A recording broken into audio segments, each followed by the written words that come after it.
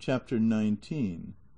Of the shrewd discourse which Sancho held with his master, and of the adventure that befell him with a dead body, together with other notable occurrences.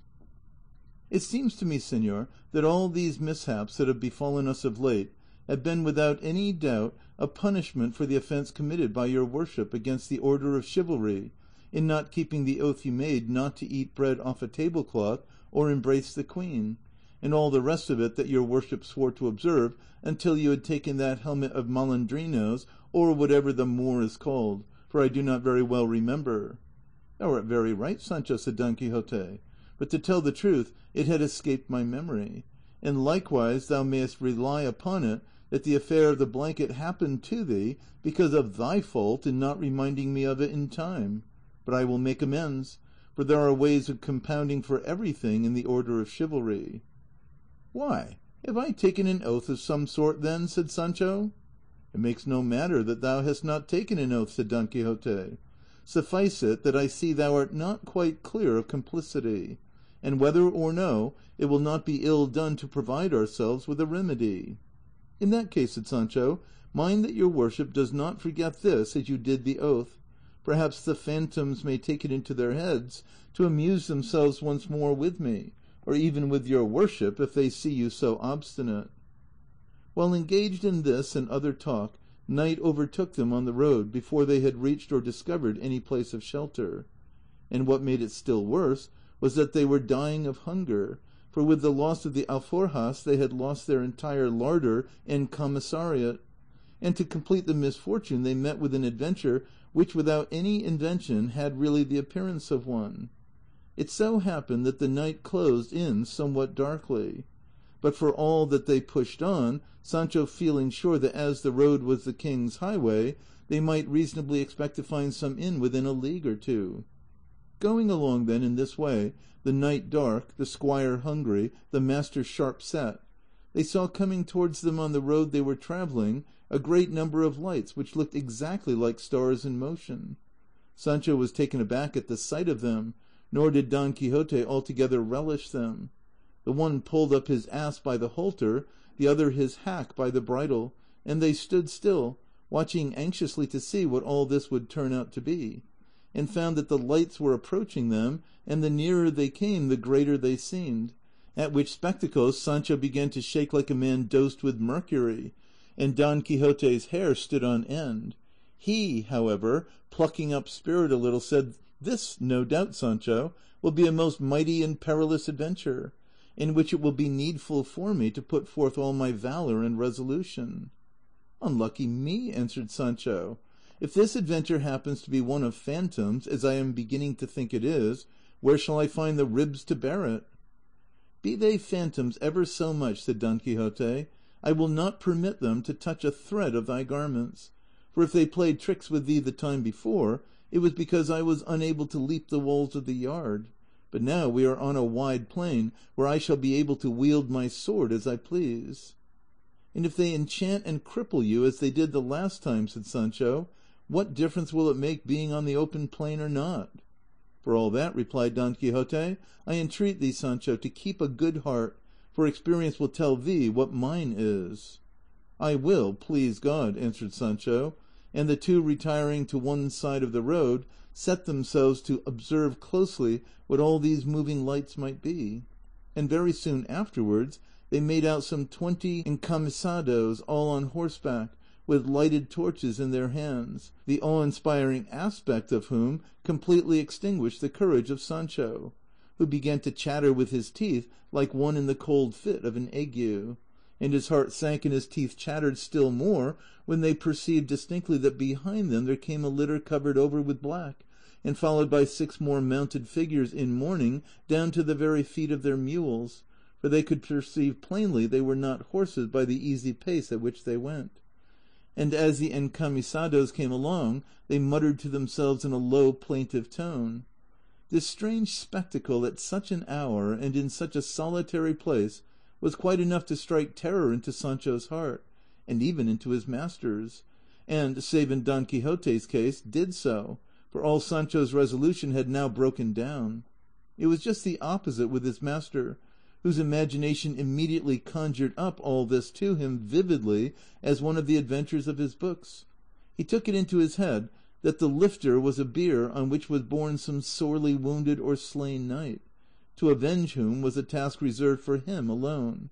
And without any further reasoning, he laid his lance in rest, fixed himself firmly in his saddle, and with gallant spirit and bearing took up his position in the middle of the road, where the encamisados must of necessity pass. And as soon as he saw them near at hand, he raised his voice and said, "Halt, knights, whosoever ye may be, and render me account of who ye are, whence ye come, what it is ye carry upon that bier. For to judge by appearances, either ye have done some wrong, or some wrong has been done to you. And it is fitting and necessary that I should know, either that I may chastise you for the evil ye have done, or else that I may avenge you for the injury that has been inflicted upon you."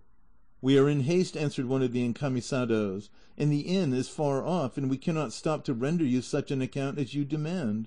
And spurring his mule, he moved on. Don Quixote was mightily provoked by this answer, and seizing the mule by the bridle, he said, "Halt, and be more mannerly, and render an account of what I have asked of you, else take my defiance to combat, all of you." The mule was shy, and was so frightened at her bridle being seized that, rearing up, she flung her rider to the ground over her haunches. An attendant who was on foot, seeing the encamisado fall, began to abuse Don Quixote, who now moved to anger without any more ado, laying his lance in rest, charged one of the men in mourning, and brought him badly wounded to the ground. And as he wheeled round upon the others, the agility with which he attacked and routed them was a sight to see, for it seemed just as if wings had that instant grown upon Rocinante, so lightly and proudly did he bear himself. The encamisados were all timid folk and unarmed, so they speedily made their escape from the fray, and set off at a run across the plain with their lighted torches, looking exactly like maskers running on some gala or festival night. The mourners, too, enveloped and swathed in their skirts and gowns, were unable to bestir themselves, and so with entire safety to himself Don Quixote belaboured them all and drove them off against their will, for they all thought it was no man but a devil from hell come to carry away the dead body they had in the litter. Sancho beheld all this in astonishment at the intrepidity of his lord, and said to himself, "Clearly this master of mine is as bold and valiant as he says he is." A burning torch lay on the ground near the first man whom the mule had thrown, by the light of which Don Quixote perceived him, and coming up to him he presented the point of the lance to his face, calling on him to yield himself prisoner, or else he would kill him. To which the prostrate man replied, "I am prisoner enough as it is. I cannot stir, for one of my legs is broken. I entreat you, if you be a Christian gentleman, not to kill me, which will be committing grave sacrilege, for I am a licentiate, and I hold first orders." "Then what the devil brought you here, being a churchman?" asked Don Quixote. "What, señor?" said the other, "my bad luck." "Then still worse awaits you," said Don Quixote, "if you don't satisfy me as to all I asked you at first." "You shall be soon satisfied," said the licentiate. "You must know, then, that though just now I said I was a licentiate, I am only a bachelor, and my name is Alonso Lopez. I am a native of Alcobendas. I come from the city of Baeza with 11 others, priests, the same who fled with the torches, and we are going to the city of Segovia, accompanying a dead body, which is in that litter, and is that of a gentleman who died in Baeza, where he was interred. And now, as I said, we are taking his bones to their burial place, which is in Segovia, where he was born." "And who killed him?" asked Don Quixote. "God, by means of a malignant fever that took him," answered the bachelor. "In that case," said Don Quixote, "the Lord has relieved me of the task of avenging his death, had any other slain him. But, he who slew him having slain him, there is nothing for it but to be silent and shrug one's shoulders. I should do the same were he to slay myself, and I would have your reverence know that I am a knight of La Mancha, Don Quixote by name, and it is my business and calling to roam the world, righting wrongs and redressing injuries." "I do not know how that about righting wrongs can be," said the bachelor, "for from straight you have made me crooked, leaving me with a broken leg that will never see itself straight again all the days of its life. and the injury you have redressed in my case has been to leave me injured in such a way that I shall remain injured forever, and the height of misadventure it was to fall in with you who go in search of adventures." "Things do not always happen in the same way," answered Don Quixote. "It all came, Sir Bachelor Alonso Lopez, of your going as you did by night, dressed in those surplices with lighted torches, praying covered with mourning, so that naturally you looked like something evil and of the other world. And so I could not avoid doing my duty in attacking you, and I should have attacked you even had I known positively that you were the very devils of hell, for such I certainly believed and took you to be." "As my fate has so willed it," said the bachelor, "I entreat you, Sir Knight Errant, whose errand has been such an evil one for me, to help me to get from under this mule that holds one of my legs caught between the stirrup and the saddle." "I would have talked on till tomorrow," said Don Quixote. "How long were you going to wait before telling me of your distress?" He at once called to Sancho, who, however, had no mind to come, as he was just then engaged in unloading a sumpter mule, well laden with provender, which these worthy gentlemen had brought with them. Sancho made a bag of his coat, and getting together as much as he could, and as the mule's sack would hold, he loaded his beast, and then hastened to obey his master's call, and helped him to remove the bachelor from under the mule. Then, putting him on her back, he gave him the torch, and Don Quixote bade him follow the track of his companions, and beg pardon of them on his part for the wrong which he could not help doing them. And said Sancho, "If by chance these gentlemen should want to know who was the hero that served them so, your worship may tell them that he is the famous Don Quixote of La Mancha, otherwise called the Knight of the Rueful Countenance." The bachelor then took his departure. I forgot to mention that before he did so, he said to Don Quixote, "Remember that you stand excommunicated for having laid violent hands on a holy thing, juxta illud siquis suadente diabolo."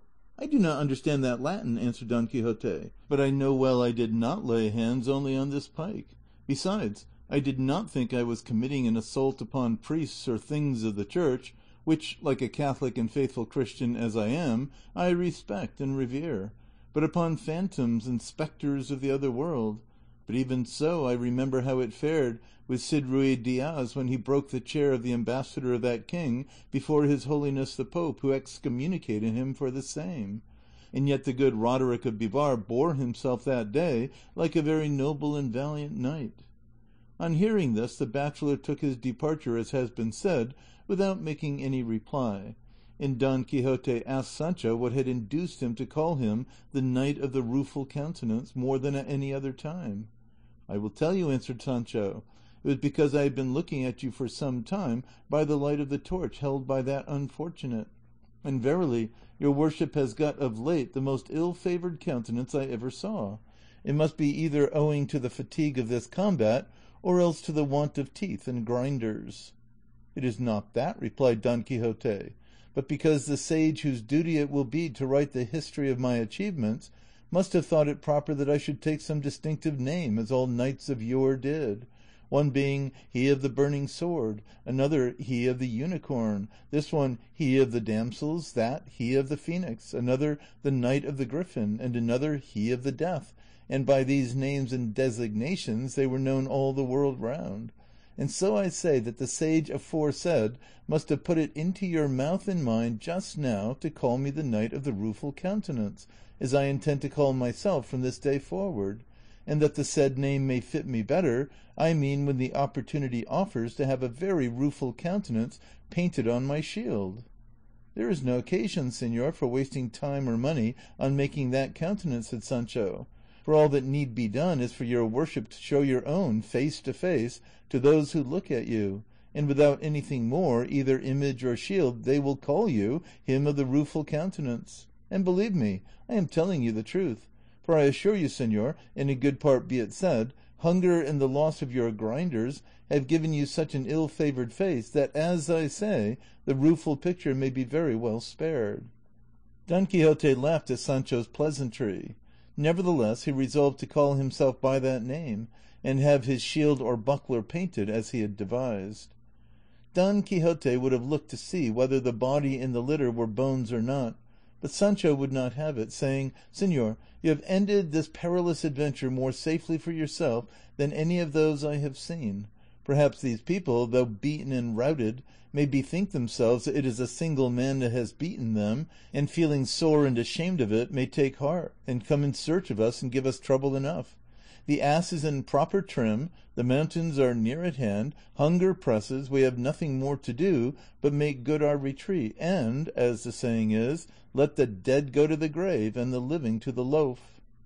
And driving his ass before him, he begged his master to follow, who, feeling that Sancho was right, did so without replying. And after proceeding some little distance between two hills, they found themselves in a wide and retired valley, where they alighted, and Sancho unloaded his beast, and stretched upon the green grass with hunger for sauce, they breakfasted, dined, lunched, and supped all at once, satisfying their appetites with more than one store of cold meat which the dead man's clerical gentlemen, who seldom put themselves on short allowance, had brought with them on their sumpter mule. But another piece of ill luck befell them, which Sancho held the worst of all, and that was that they had no wine to drink, nor even water to moisten their lips. And as thirst tormented them, Sancho, observing that the meadow where they were was full of green and tender grass, said what will be told in the following chapter.